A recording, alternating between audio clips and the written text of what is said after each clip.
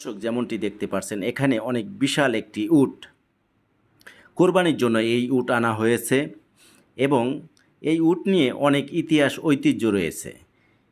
নবীগণরা বিভিন্ন জায়গায় এই উট নিয়ে যেতেন এবং সাবিগণরাও, এবং কি যুদ্ধের ময়দানেও এই উট নিয়ে তারা যেতেন। এই উটের ঐতিহ্য হলো তারাও অতি গরমের ভিতরে এবং মরুভূমির ভিতরেও তারা থাকতে পারেন, তাদের কোনো অসুবিধা হয় না। এই উটের মাংস অনেক সুস্বাদু এবং খুবই মজাদার। যারা খেয়েছেন তারা অবশ্যই জানতে পারবেন।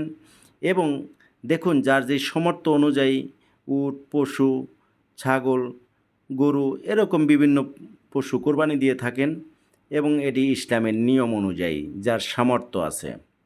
আজকে আমরা লক্ষ্য করছি বিশাল একখানা উট, যেটি দেখতে অনেক সুন্দর, যেহেতু আমাদের দেশে এটি একদমই কম। এই যে দেখুন দর্শক, অনেক বড়, যেটি বলছি সামনে থেকে দেখুন। এটি আমার মনে হয় যে বসার জন্য চেষ্টা করতেছেন, এবং আমার মনে হয় যে কিছুক্ষণের মধ্যেই তিনি বসে যাবেন, এরকমই তার লক্ষণ, এবং সেটাই দেখতেছি। এই যে দেখুন দর্শক, কি সুন্দরভাবে মানুষ যেভাবে নামাজে সেজদায় যায় ঠিক সেমভাবে উটটি বসছে। দর্শক, যে যেখান থেকে এই লাইভটি দেখছেন অবশ্যই আপনারা ফলো দিয়ে সাথেই থাকবেন।